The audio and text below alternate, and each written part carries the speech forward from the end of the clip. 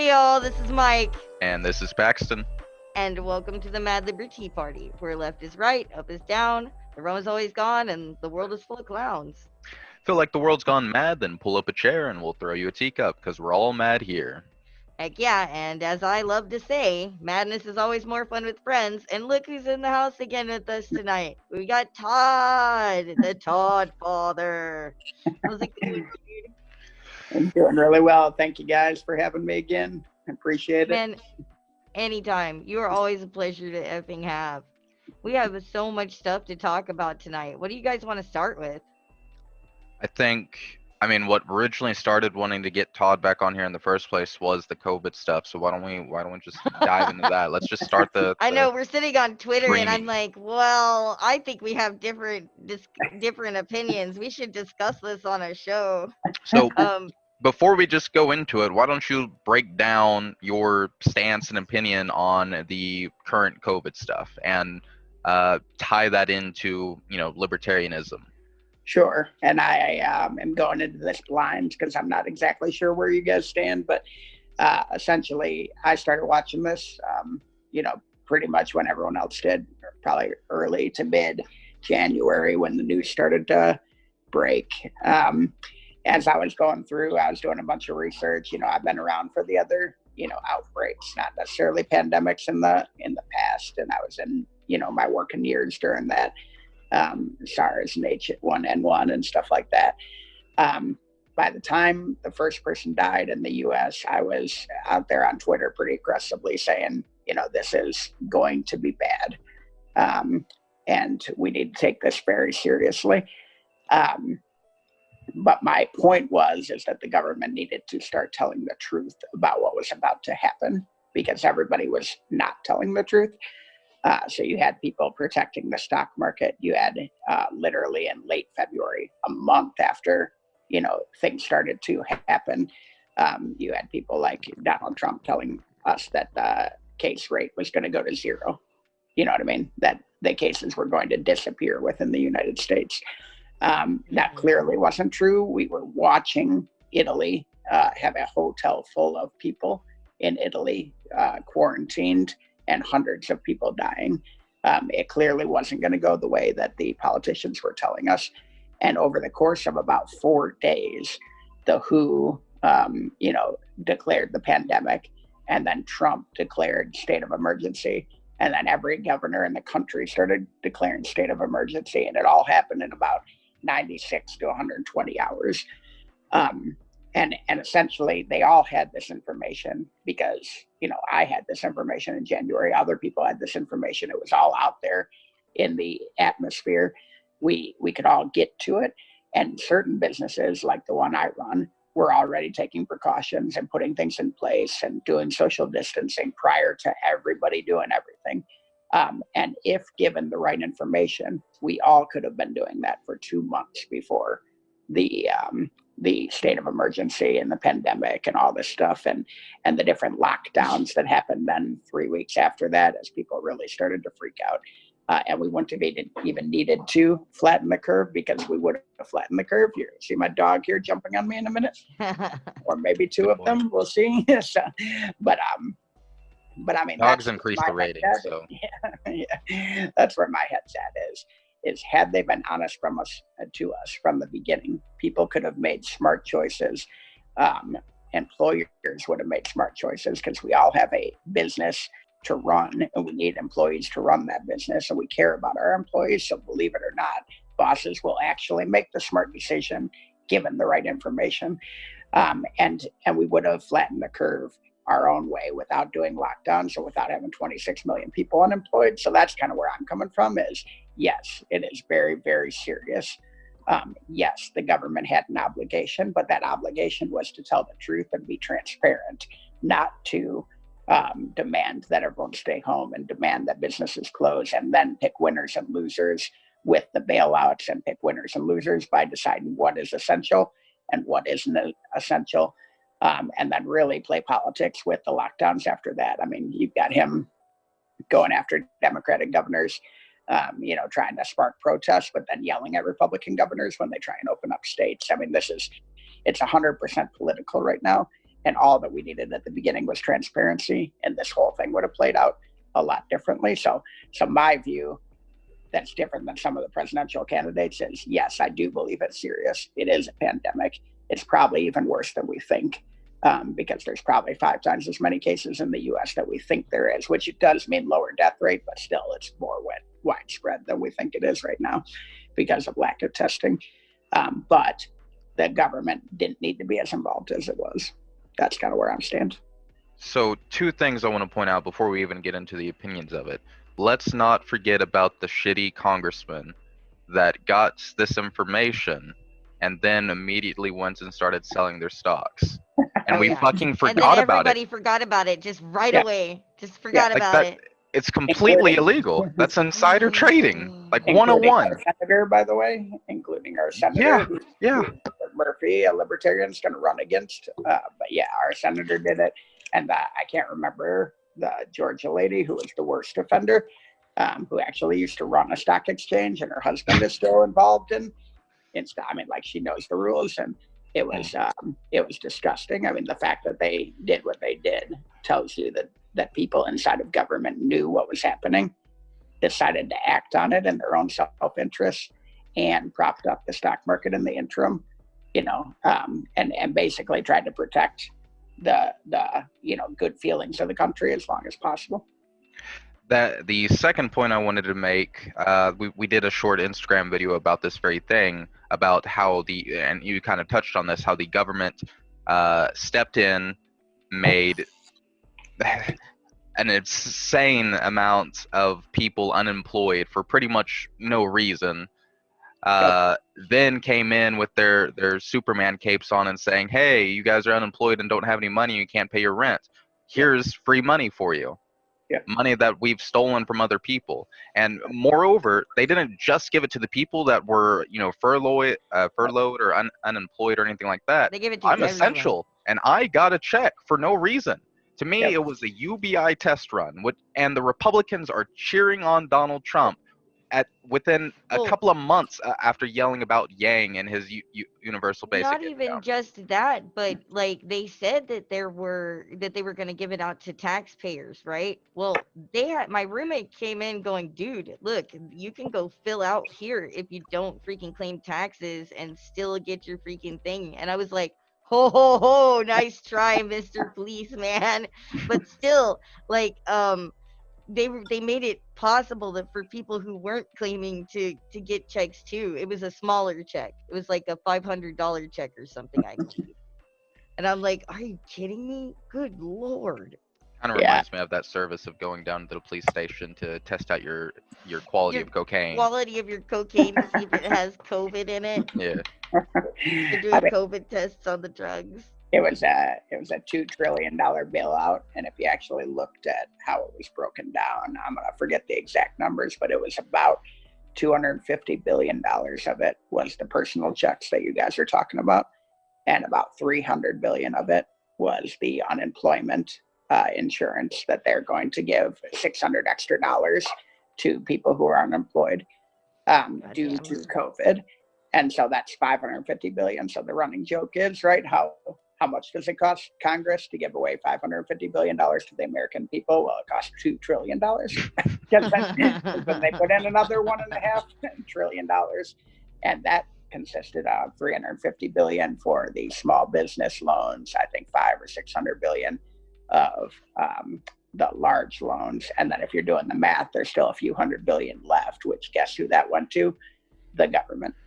So they gave themselves just about as much money as they gave the people. And so honestly, as far as all that stuff is concerned, I think we kind of agreed on most of that with you. It was just more like the way people were handling it and stuff, because like me and him were very impatient. We were tired. We looked at it and we were like, why are you okay with this? Why is everyone okay with this? Why is, to me, even like I don't want to shit all over my own people or anything, but like when I went to the XCOM meeting, they were like, so we should just lay low, and then when this is over, we can say that, like we've said this all along. And I was like, what? Like, no, Go no, have your no. protest 6 feet apart. Like that's, you Yeah, know. let's have our protest where we all sit in our cars and do it or something. You know, like I Well, wanted that people hasn't to stopped the police. scream and yell. I was totally with Maj, except for I believe the virus is serious.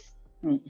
You know, I believe it's serious, but I believe we should be safe and take care of ourselves, especially vulnerable people.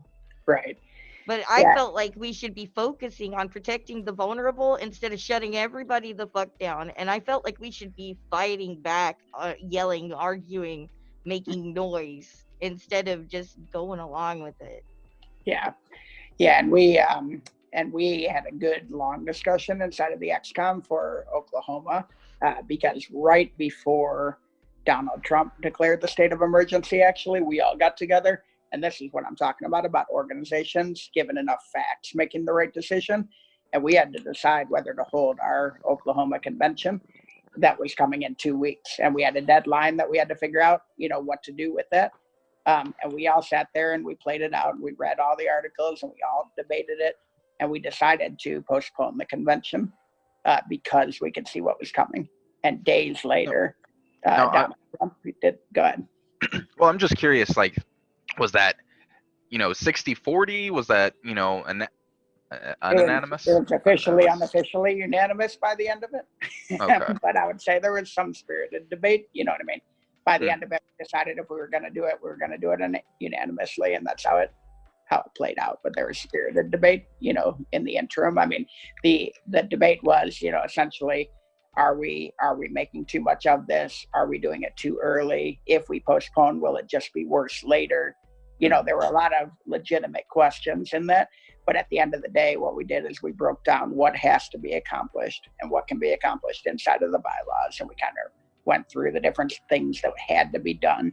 We could pick the presidential delegates, the national convention delegates, without having a meeting. But we had to have a meeting to be able to pick the presidential electors, which can happen later in the year. So what we decided is we would delay it. We would do the delegates in a separate online meeting, which has already occurred and went flawlessly. And then we would have the convention later in the year once things had calmed down. So it's a very business-like decision that used facts and figures, and we were days ahead of Donald Trump and a week ahead of Governor Stitt here in Oklahoma. That was a huge bummer. Here's the thing. So I kind of disagree with both of you in the severity of it.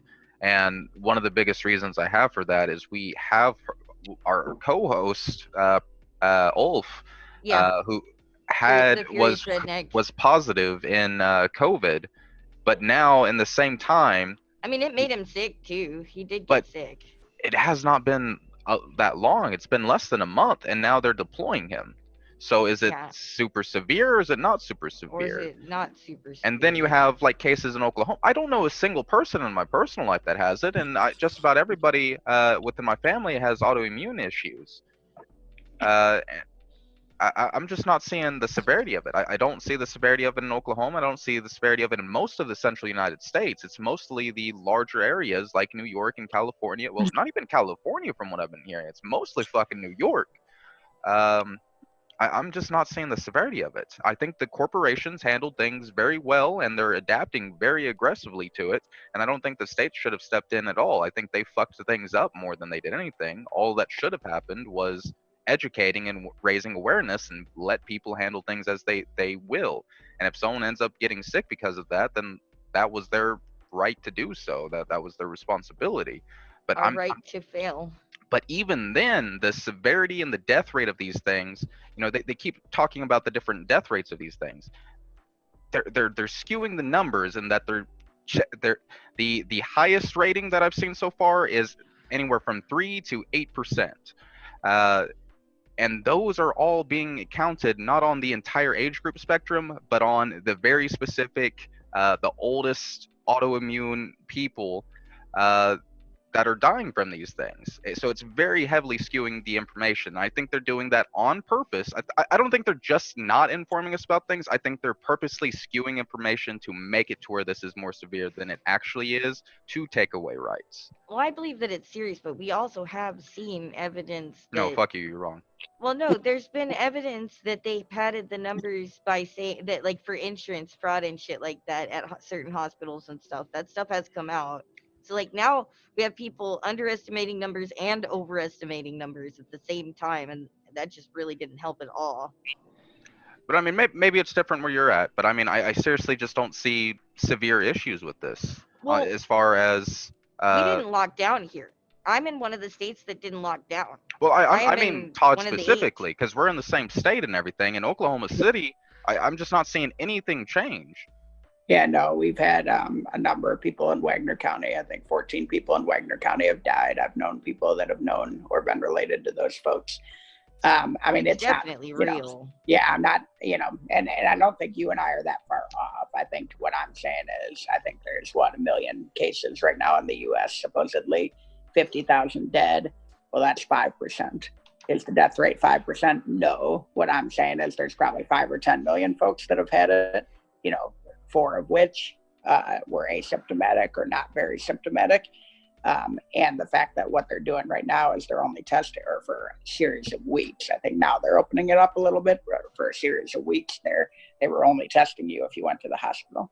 You couldn't get it unless you went to the hospital. What do you think about this weird WHO stuff that came out in the middle of it, with them like basically denying Taiwan and shit like that? Like, did you see that? What was that? There were videos of like interviews and stuff done with people from the WHO who were like basically refusing to speak about Taiwan as if it was a country, and they were like denying Taiwan and stuff in the middle of this. It caused like a bit of an upstir, and like even some of my more centrist friends were like, "What the fuck, dude?" Yeah, no, I have no idea what you're talking about, Mike. Oh yeah. Like that's all you do is watch Taiwan. Like, no, it's watch another country. It's not about Taiwan. It's because they're bought, and I believe that China has too big of a hand in who and what they're doing and shit, and that's why they're fucking picking all these, like denying these countries and stuff like that China refuses to acknowledge as their own independent thing.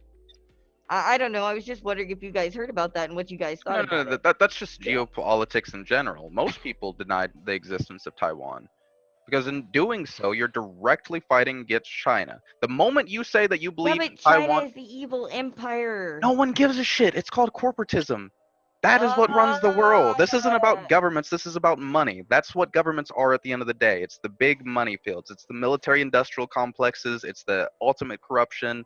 How much money can we make at the end of the day? It's the 1%, the highest, richest people that are really running the fucking countries. And they're not about to cause a trade war just because they want to acknowledge Taiwan. The moment the United States becomes the good guys, I'll start sucking dicks on the goddamn street corner. It's not happening. The United States hasn't been the good guy since George Washington killed the last lobster on the United States soil. That's Taiwan is its own country. Free Hong Kong. Free Tibet. Fuck you, China. What do you think, Todd? I'm sorry. Well, I think I try and as a libertarian, I try and stay out of other countries' businesses so they can do what they want to do. But from a WHO perspective, where I come in there is they actually didn't do a terrible job with this. Not as bad as Donald Trump is. Like, well, probably not as bad as Trump. He overestimates.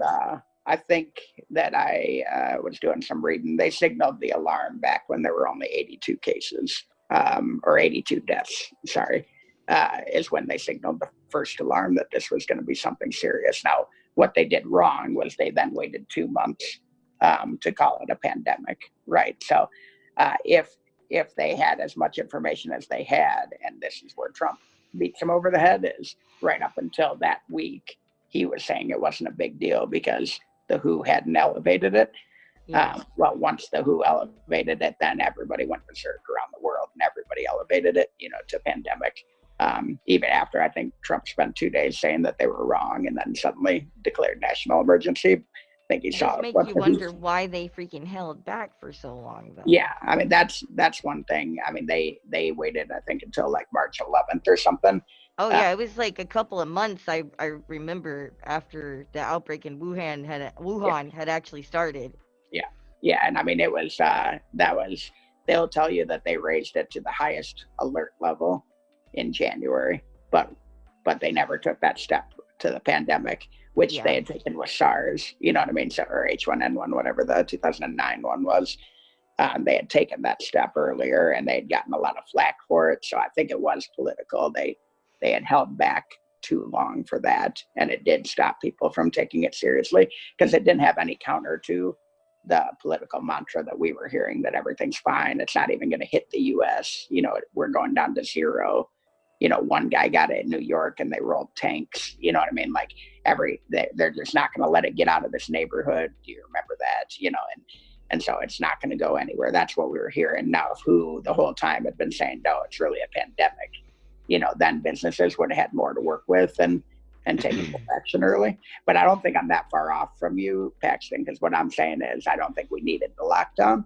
But for example, with the Libertarian Convention, we made a decision based on what had to be done and what could be done safely and what would be the safest way to go forward. And we made a business decision and did it. Same thing at my work. You know, Here's my question: if you guys had decided to actually still have it, and they yeah, would have told you you couldn't, would you guys have actually done it anyways in protest? Do you think no. it would have happened that way? Well, here's the deal. If we didn't think there was a risk, then yes. But the whole reason we canceled it is because of the Well, I health. assumed that if you guys were deciding that you were going to do it, it would be because you didn't think there was a risk. I mean, Right. like, Yeah. So I guess that's what I was asking, yeah. was if you guys thought there was no risk and you thought that, you really believed that, and they Fucking tried to sure. stop you, you would have done it. You think they would have done it anyways? We would have found a way to do it. You know, there's plenty of ways to do it that was only probably 35 to 70 people were going to come. So we would have found a way to do it if like, you know, the hotel had canceled and we thought there was no risk. But my point is we could see the risk and we put Yeah. the health of our members ahead. They would have canceled it anyway. We just canceled it early. So I didn't like it, but I totally understood it. yeah, Like, cause like they didn't just go over canceled. They explained it, and I got it. I got it. It just made me unhappy. And nobody Oh, threw a fit when we threw a party, anyways. You know, we had marshmallows, that's why. we had marshmallows. So before we switch gears to the next topic, I have a question that I think it was probably the last big debate that we had within our Discord server, and it actually involved Hong Kong. This was during, you know, all that Hong Kong stuff where they were, well, basically, you know, trying to take over Hong Kong and, you know, reunite China, which they're still getting ready for. Oh yeah, they've made So progress. It's bad. there's a lot of libertarians out there, quote unquote libertarians out there, uh, that are in the belief that if China were to invade Hong Kong, we should get involved. And I want to know what your stance is on that. no, absolutely not. What we should do is make it legal for Americans to send whatever they want to people over there. So if Americans want to send weapons, if Americans want to send money, if Americans want to send any Private other military. Yeah, go they- join yeah, a they can- voluntary military. They have those out there. that all should be legalized, and that's been done in the past. And I'm going to get the dates wrong, but I believe it was right before World War One with the Armenians. In my history, because I'm Armenian, I believe that the U.S. loosened restrictions and allowed people to send money, you know, across to new countries to go after, to basically fight a war. They funded wars, or they funded refugees, and they funded this kind of thing, but the U.S. didn't fund it. Of course, they ended up getting into World War One, so we ended up getting into it. But I think that those restrictions being loosened, that's a libertarian principle that we can get behind. Right. I Let could the totally people get do it. behind that shit. Yeah. Let's kickstart Hong Kong. Yeah. But you can't sit here, I don't think, and really say what we need to do is invade the largest country in the world because they're not governing their citizens the way we want them to. That is not a libertarian principle. You can believe that they're governing them wrong, You can believe that it's better if those folks have liberty, and I do. You know what I mean? But what you can't believe is that it's our job to invade the largest country in the world and tell them how to govern their own citizens. Our government's been wrong more than they've been right in the last 200 years about how to govern our own citizens. Oh yeah. We shouldn't be telling other countries what to do, even if it seems obvious that they're doing it wrong. And Lord we knows definitely we've shouldn't be dicked doing that it. up enough Yeah. already, you know? Yeah. And I am totally freaking in agreement with you on that shit, because like I think that we should support each other's liberty, but we should do it as individuals. We shouldn't ask for the military to go in and freaking jack with other people's countries. We just can't. Even though my heart bleeds for the people of Hong Kong and the people of France Heart just and bleeds. just anybody out there who's fighting for liberty, no matter who they are, where they are, that's having to fight all of this crazy shit that we're watching from afar and stuff. Like, if I could Stop feeling find, things, Mike. Just chill the no, fuck out. no. It's like, I totally would help them, but like, I would never want the military to go, because we've seen what our military does when they step in. And You know what a things like really that. easy solution for all this is? Drastically cutting military spending and focusing on things that actually keep our nation safer. That's right. Oh, we can And disconnect ourselves from needing China and focus on our own economies. but I'd like to finish the topic just by giving one thought to everyone who's listening is it took us about 15 years or more now to get out of Afghanistan. Just think of Yeah. how long a China war would last. I mean, Oh, you'd be God. talking about this would be like the Mhm. Middle Ages where wars just went on for hundreds of Forever. years. I mean, Yeah, to be you gotta fair, get that there. it's even been longer than that if you really think about it. I mean, we've been messing around with Afghanistan and the Middle East in general since, well, I mean, the 50s, Yeah. but Afghanistan specifically since the 70s. I mean, it's Yeah. disgusting the incompetence, the pure military incompetence first of all, and the pure corruption involved with what we're doing in the Middle East. And we have I can't recall. There's so many leaks now of information, like massive amounts of leaks of information now. It's hard for me to keep up. But there was a recent, who leaked very what? large leak, and in particular, there was a lot of things talking about our occupation of Afghanistan and other Middle Eastern countries. And I can't remember the current 4-star general guy. I can't remember his name. But regardless, he specifically stated that they really had no idea what they were doing in Afghanistan. They had no goals. They were just kind of there to be there. And they couldn't. They tried multiple times to kind of come up with a plan, and none of it ever came together. And they just were like, "Well, we're here. Might as well stay." So that Well, that being wasn't said, as much of a disagreement as I thought it was gonna be. Goddamn, we're all so agreeable. yeah, I mean, until the police come in here, I think we're all pretty agreeable. uh, So But let's go ahead speaking and of the economy and trying to take care of our own fucking shit. yeah. Why don't you first tell us about what in the world a corporate commissar is? Yeah, because we had to look that up. We had never heard of that before when it first came up. We were like, what the fuck is Yeah. that? So it's a corporation commissioner. And they're in several states have these. Only a handful of states are elected positions. There's some appointed positions. Many states they're not as important as they are in oil states like Oklahoma. So essentially, what a corporation commissioner does is they are in charge of putting regulations in place, in charge of settling disputes in various industries. The big ones in Oklahoma that are governed by the Corporation Commission are oil and gas, transportation, public utilities, and those are the main three. Regulations are we talking though? I mean, obviously this doesn't. You canceling some kind of regulation doesn't necessarily cancel out like the EPA's regulations, right? Yeah. So, for example, the big one that they like to tout that they did that comes up all the time is they decided to limit the amount of residual wastewater from fracking that can be taken from other states and injected into Oklahoma Oklahoma land. Okay, so other states would pay Oklahoma to let them inject the wastewater into their land, and there were studies that said that this caused earthquakes. Okay, so they took action and said X amount, only X amount can be, injected into the land. Blah blah blah. This is the long-term plan, and we're going to limit the amount of earthquakes.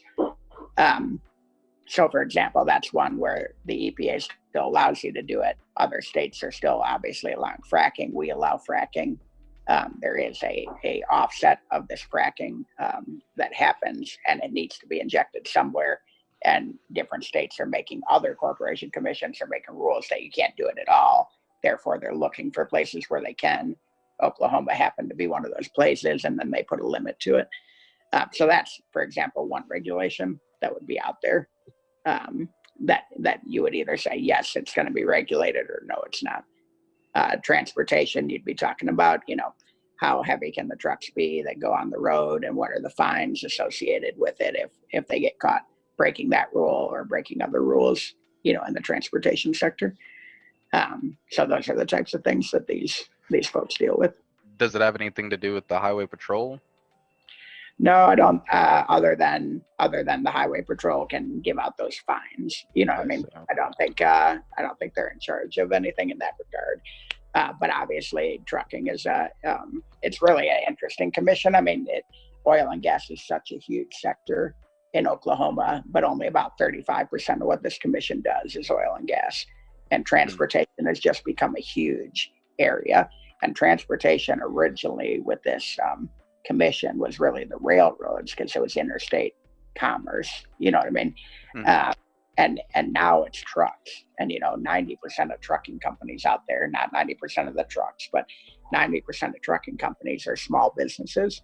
And you put these state by state regulations in. Well, the big guys that operate in all 50 states know these regulations.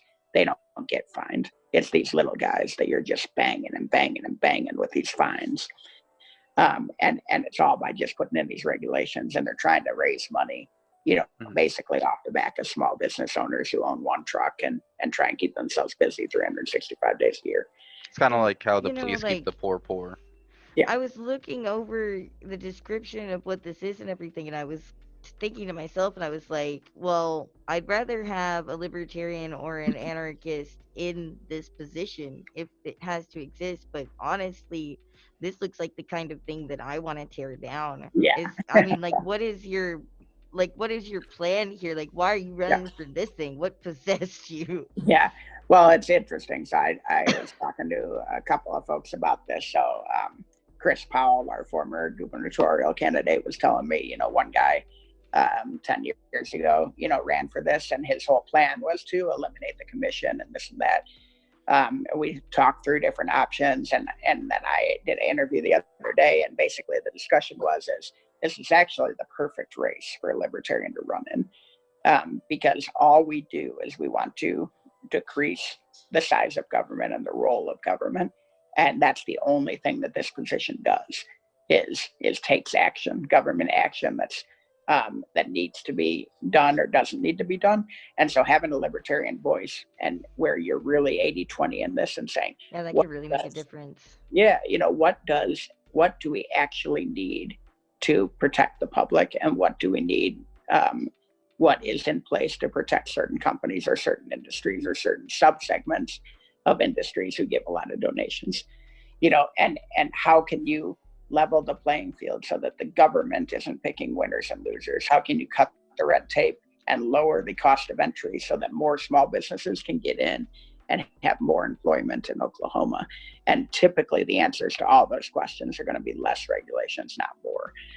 So the idea will be is if I get elected, is essentially every regulation is a no, unless there is a proven reason why it is essential for Oklahoma to basically keep them safe. And as a business owner, I can tell you that typically you don't make money by getting people sick. You don't make money by hurting your employees.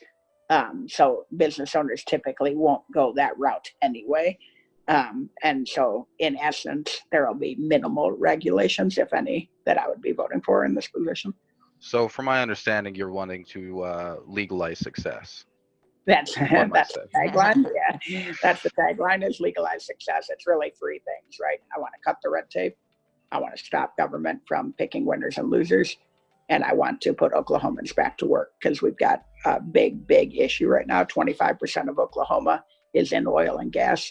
This commission makes it so that getting oil and gas jobs back up and running are less likely because they put in restrictions. Another thing that they're looking at right now is two different companies have brought proposals to the commission on whether to regulate how much people can produce. So they basically want to cut down production in Oklahoma so that gas prices recover faster. Okay, well, that inherently means less jobs. It inherently puts the small guys out of business.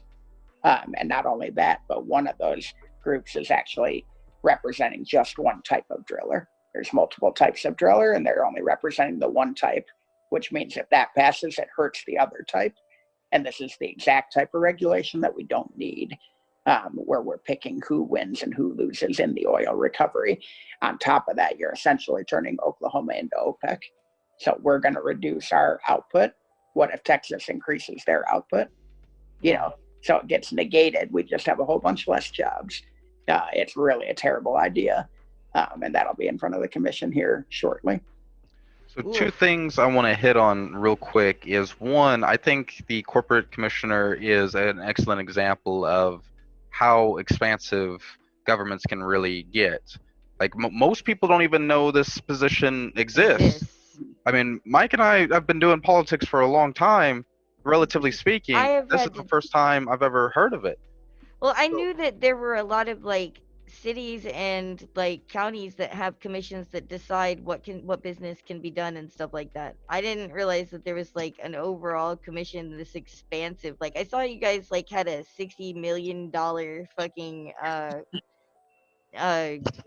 what's the word I'm looking for? Budget. Yeah. Yes, you have like a $60 million budget, and I'm like, whoa, that's pretty big, isn't it? Like, holy crap! No, I didn't realize that like there were big ass commissions like that to do it too. I just finished explaining to somebody that that all of the like transportation type stuff and everything and like energy and all of this other stuff had to go through commissions and shit. It wasn't like, oh, you can just open a business and have it going and give people energy and shit. It doesn't work like that. And this is like just on a bigger expanse. It's crazy how they get their hands in everything.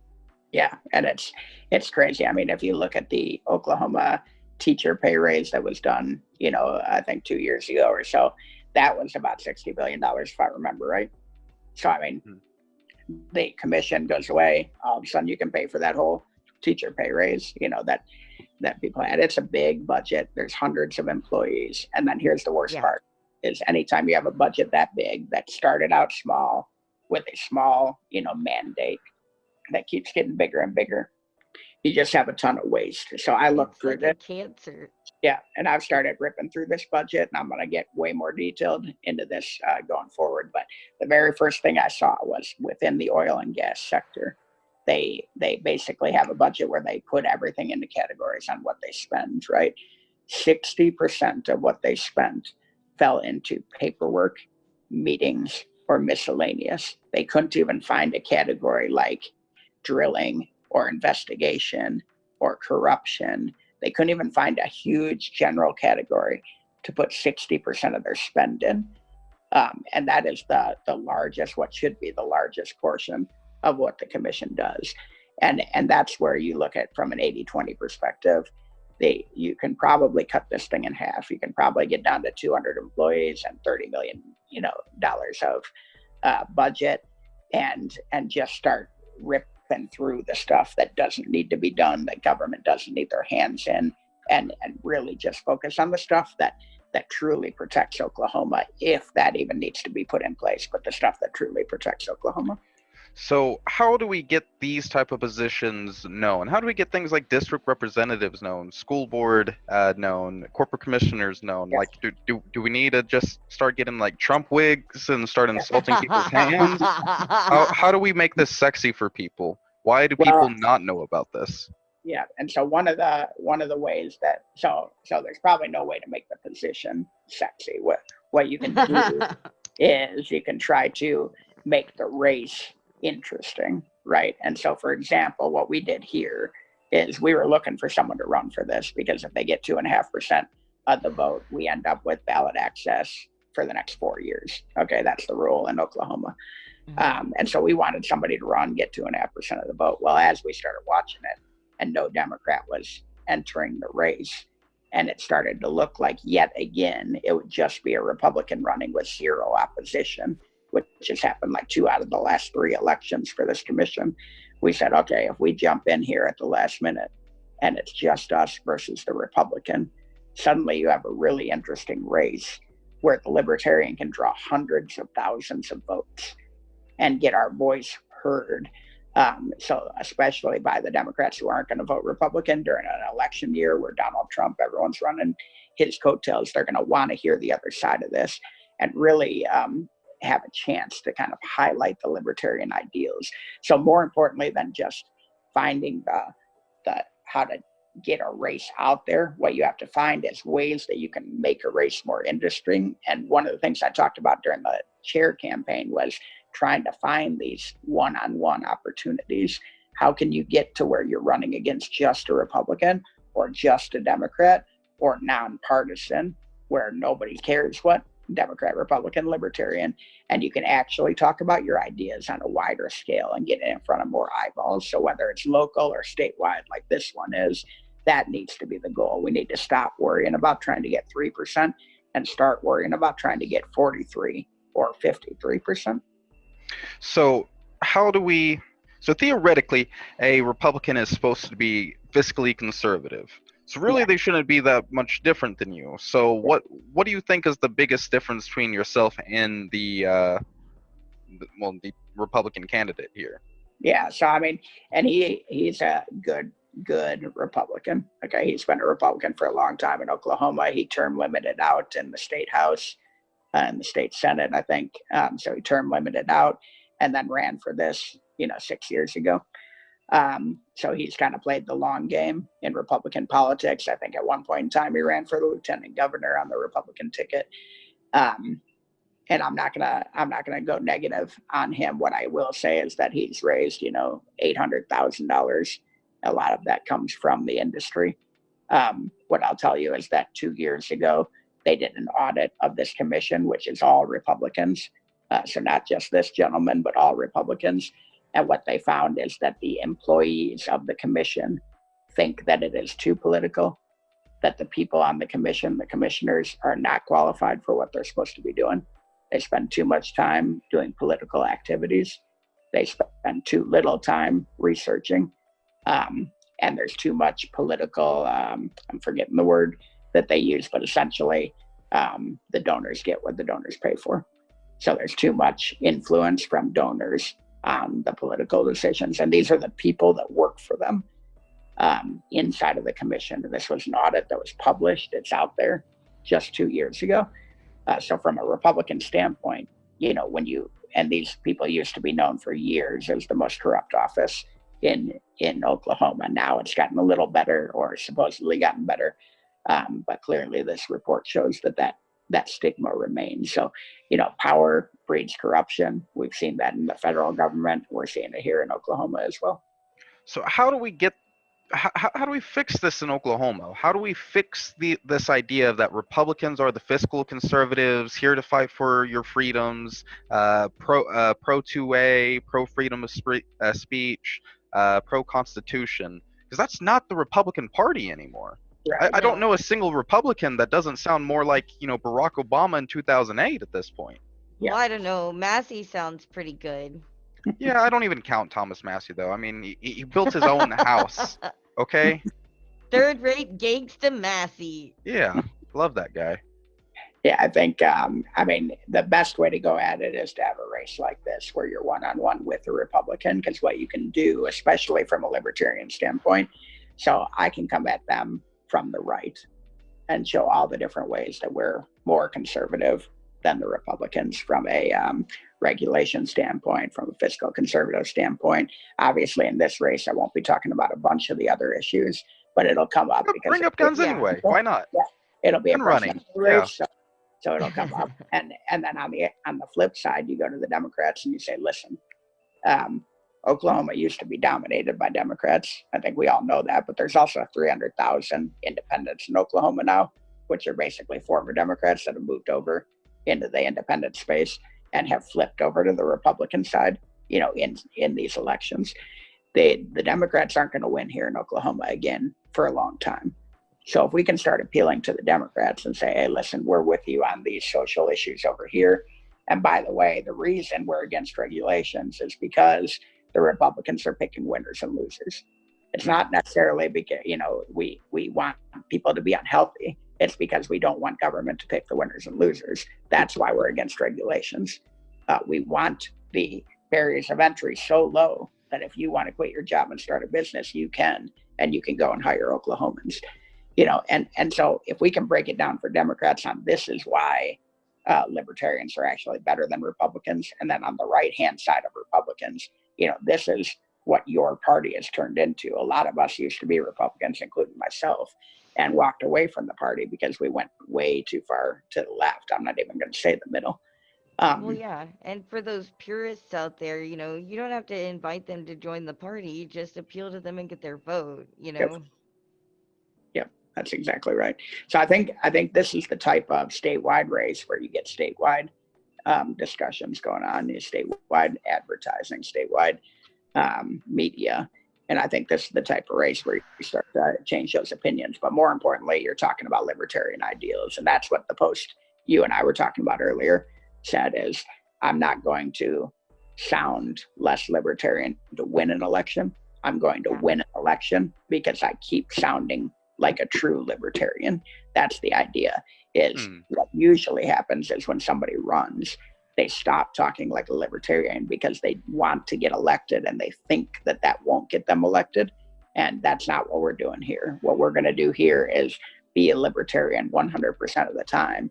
And if that means I get 7 votes, then that means I get 7 votes. But my guess is that we're going to get 400,000 or 500,000 votes and show that this works. So here's the deal, real quick. Ask. I want to throw this out here as a free bit of information for all the libertarian presidential candidates, and hopefully the campaign managers can take a note as well.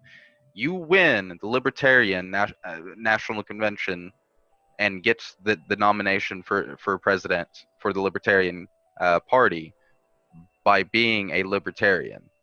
Stop bootlicking. Stop doing it. Just stop doing it. Don't be Gary Johnson. Be Ron Paul. That's what everybody remembers is Ron Paul. No one remembers Gary Johnson except for the mistakes that he's made. That's it. Aleppo. So just keep talking like a libertarian. Just stop trying to appease the Democrats. Stop trying to appease the Republicans. Just keep on beating the drum. People will come to you. The more you talk about it, the more it starts making sense. That being said, while we're on that same drum, do you want to talk about Mr. Amash? Sure. So, and I think probably in the last call that we had, I can't remember, but you'll remember that I actually came to the Libertarian Party partially because of Amash. So I grew up in Michigan. He was a congressman there. It was the first time I'd ever heard the word libertarian. He wasn't a libertarian. But I liked what he was doing, and I became a libertarian Republican, and that kind of started me on this 10-year path to where I am now. Obviously, I got to libertarian faster than he did. I'm not sure if he is even one at this moment or not. There's rumors on whether he's bought a membership or not. Here's my thoughts. I want great people in this party, and I think Justin Amash is a great person. However, this presidential race has been going on for over a year. And most folks have been in for at least 6 months, and all the conventions have been going on for the last 4 months. And that's when you win this nomination, is you talk to the delegates. The Libertarian Party nominee is elected by the delegates, not by primaries, not by anointed by the LNC. And he just has not put in the work. So here's my thing.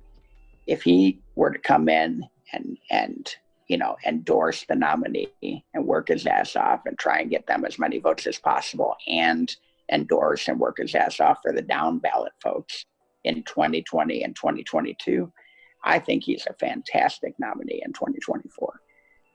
Right now, he is probably the fifth on my list. I'm an Oklahoma delegate. He's probably the fifth on my list that I would vote for at the convention. That said, if he wins, I think he is a libertarian. I think he's always been a libertarian. I think he's not as hardcore as some of us are, and I will work for him. I will work to, whether he wants me to or not, I'll be working to help him get as many votes as possible. But I am hoping he does not get it, and he's probably fifth on my list at this moment. See, I didn't even know until today that he had decided that he was going to run. It is a little freaking too late to me. Like, I noticed at ours that, like, the people who actually took the time to talk to people or even show up, they did way better in the polling because people remember who they are. And when we bring up other people, they're like, who the hell is that? So, like, I just don't feel like, I feel like if you're coming in late to the race, that, like, it's silly. Especially the way that it works here, and you've missed so many chances, It seemed very passive the way that he approached it. Like he just kind of like tossed it out there almost as if he was expecting for it to just happen. Yeah, it was on Twitter. Yeah, and I Maybe think that's how I fucking missed it. Yeah, it literally probably happened an hour before we got on here. So we were all talking about it, for the last hour or two here. But he's been hinting at it for over a year. There's been discussions with him and the LP at various times. When he left the Republican Party, we had hoped that he would join the LP at that time. Had he done so and worked from there, I think he'd be a really strong nominee right now, but he decided not to do that. And even if he did just join the LP, he literally just joined the LP, 30 days before we pick a nominee. I think it's just very presumptuous. It wouldn't be the first time. We had Bill Weld, we had Bob Barr, it would not be the first time, but those two folks I mentioned did no good for us in the long run. And so I think Ahmad should do better than those folks, but I really hope that this is not his year. And I think I know enough of the delegates to know that he's probably top 3 when it all's said and done. I think he's going to make it to the last ballot, and it'll probably be him and a couple of the other folks. But I'm really hoping that somebody else takes the mantle and that he just commits to working hard to elect that person. Are we allowed to ask you what your favorites are? Oh, sure. No, I'm on the senior Hornberger team. And so I'm a regional op for Hornberger, and I think I'm all on board with him. So I'm not changing off of that. I do like Adam Kokesh. I do like Dan Berman. I really like John Mons. So those probably round out my top 4. But there's a few others. Joe's great. There's a few others out there that I like. But I think Jim Gray and Amash both fall into the category of came in way too late and just don't, they didn't put in the work, and there's no reason to think that they're going to be the right guy right now. I'm not anti Hornberger. I'm just worried about what's going to happen if he gets up there with Trump. Because, like, my choices are, like, Dan, Joe, and Bora at this moment. But, like, I feel like they could actually, like, really dick with Trump. And I would like to see that. I think what you get with How do you Hornberger, think he's going to go against Trump? Yeah, I think what you get with Hornberger is you get the true blue libertarian, and he is passionate about not bending and taking a moderate position. Steady. No, I think he will be aggressive as far as he will take the most libertarian approach and he'll drive it all the way home. He will talk about eliminating Social Security. He will talk about taxation and stuff. He'll talk about eliminating the Federal Reserve. Like, these will be things that he talks about every day.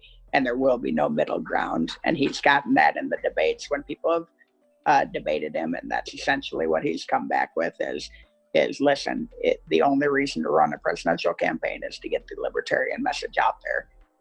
Here is where I stand, and this is where I'm going to be as I run the general. And I even talked to him when I was in the process of finding somebody to endorse. That's one of the things I asked him about. And it wasn't that I disagreed. It was just I wanted to understand that his platform looked like there was no wiggle room on anything, and we're coming off of the Gary Johnson, Bill Weld run. And I wanted to understand where he was going to go after the primary.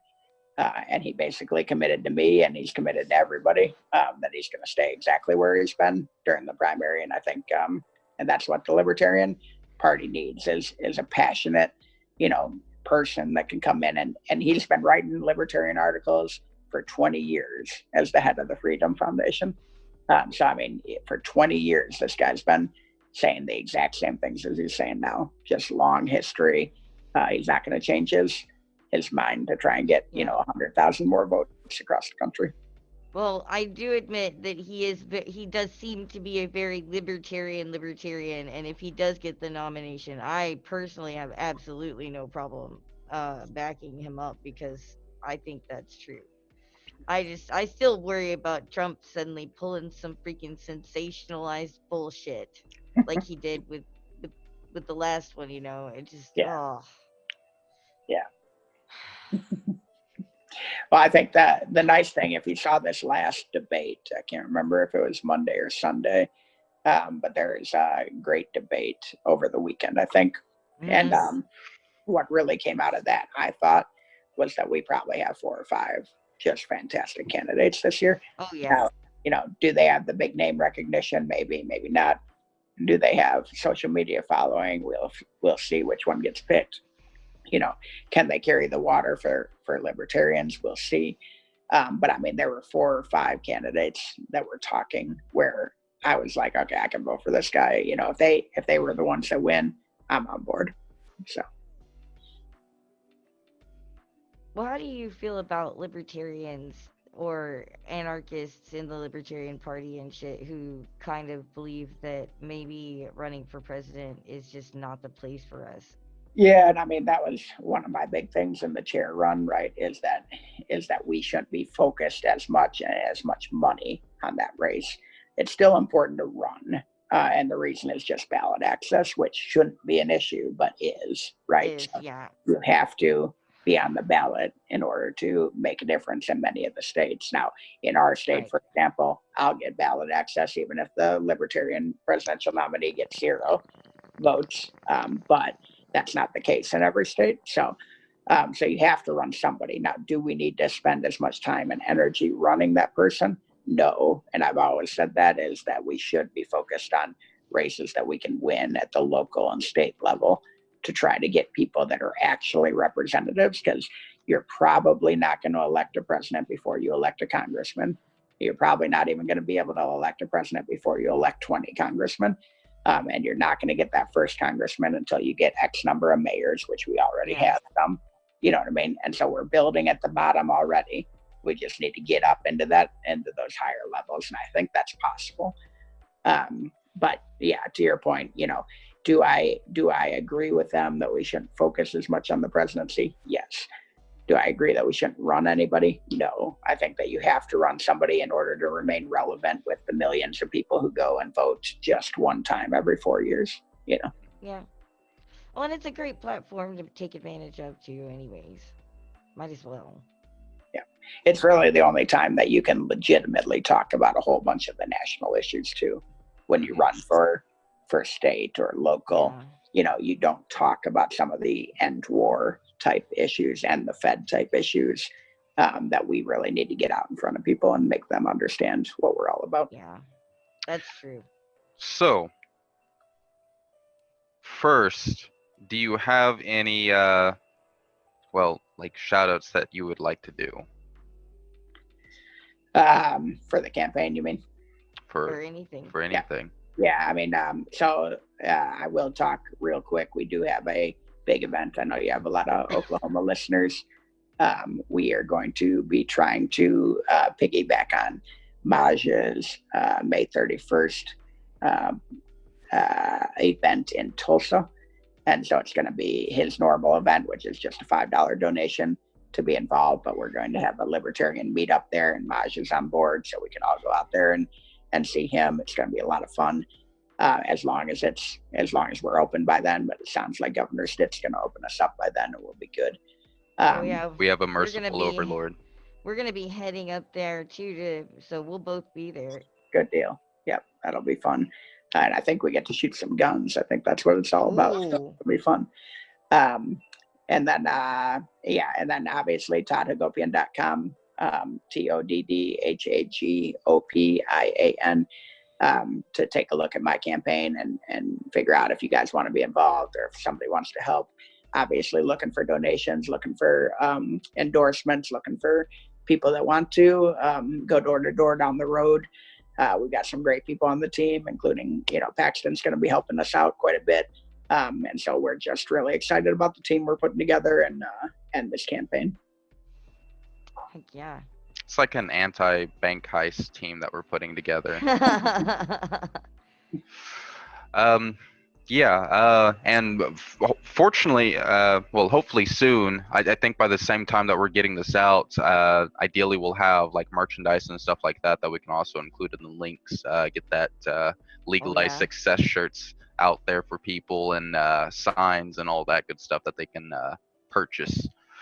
Yeah, let's give a shout out to that team. So Paxton is going to be my fundraising director, but he's also going to be in charge of merchandising. He's going to be working with Morgan the Wizard on Twitter, and hopefully Mark Pellegrino out there in Hollywood to really push these across the Twitter sphere. And what's going to be really cool is being able to test different designs, different slogans, and we're really going to have fun with this thing and just get a lot of Hagopian shirts out there with a lot of different slogans. For that legalized success is the big thing that we're going to be pushing, and just see how that works. But yeah, Pellegrino, isn't that guy with the American Capitalist Party? Yes, he is actually, and he has endorsed me. And the American Capitalist Party at this moment has not endorsed me, but there's a lot of synergies between those two parties. He doesn't like the libertarians that much because he thinks we're too much based on ideology and not as much action. But he and I have forged a friendship over the years, and he likes me, I like him. We talk a decent amount, and he's endorsed me early on here, and is going to help us sell a little merch here and there. So obviously we don't want to take advantage of him, but he's going to be a pretty valuable resource on Twitter when he decides to help out. So that being said, I was wanting to talk about Morgan. How exactly did she get involved with it? Did she live in Oklahoma, or how did she get involved? She's Michigan. Okay. Michigan. I did not know her back then, obviously, because she was probably about 0 when I lived there. But she and I just know each other from Twitter. She's been growing a huge libertarian following in Gen Z, and I talk about Gen Z a lot. And I think she and I have just again forged a friendship, and we ping back and forth often.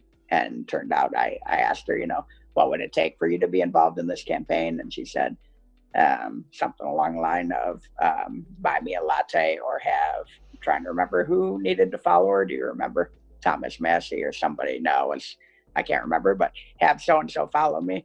And all of a sudden that person followed her. I had nothing to do with it. The person ended up following her, and she's like, okay, I'm in. And I'm like, all right, cool. I saved $5, didn't even have to buy a latte. So there you go. But she's great. She'll be great with you guys selling merch, and she's got good ideas and a huge following. I mean, 70,000 folks on Twitter. Yikes. Just She's just a few more than me. But, just a very passionate, collegiate libertarian who understands. I mean, I wish I was a libertarian at that age. I would be so much better at it than I am right now if I had been doing it for 20 years. So I'm just really excited to see where she goes with it. Yeah. All right. Well, as always, we really thank you for having you on. I think we learned a lot, as we always do when we talk to you. Yeah, I And of freaking love course, having you here, man. I look forward to helping out with the campaign and seeing where this campaign goes, and hopefully we can break a lot of records. Heck Absolutely. yeah. Yep, 271,000 votes would put us at the best third-party campaign ever in Oklahoma, and probably right around 600,000 votes puts us as the first elected statewide libertarian in the country. So that's what we're shooting for. Easy. Easy peasy. Just put a little elbow grease to it. It'll be fine. Well, hey, man, good luck in everything. And I hope that we can have you back again soon. I love having you here to come talk about different things and stuff. I think we could probably talk all night if we were like, Yeah. if we were just but a decade or two younger. But alas, there's a bedtime at some point coming up, and Right. I think that A decade younger, and it'd be illegal for you guys to talk to me in the same okay, context. look, except for Paxton. Paxton just needs a bedtime because he's lame. Yeah. I can say I'm old. You can say you're old if you want to. We pretty have old. excuses. He doesn't have an excuse. But I mean, thank you for coming out, and thank you guys out there for listening. And if you've made it this far, make sure that if you guys like these kinds of things, that you like this video and you share it around. Help out Todd. Get down in all those links that we're gonna put down in there for y'all to check out and find ways to like endorse him. Get some of the shirts. I hope they're out by the time we put this out. And I'll make sure. if you guys like the stuff that we do here and you want to come help us out, get in the Discord link. Come in here and talk to us. Just hit us up, send us a DM or something. We'll talk to you. Even if you don't know how you can help, we'll find a way for you to help. And if you don't have time and you'd still like to help us out, get up in these links. We have crypto. We take crypto donations, and we do have a subscribe star, which we're starting to get some subscribers on.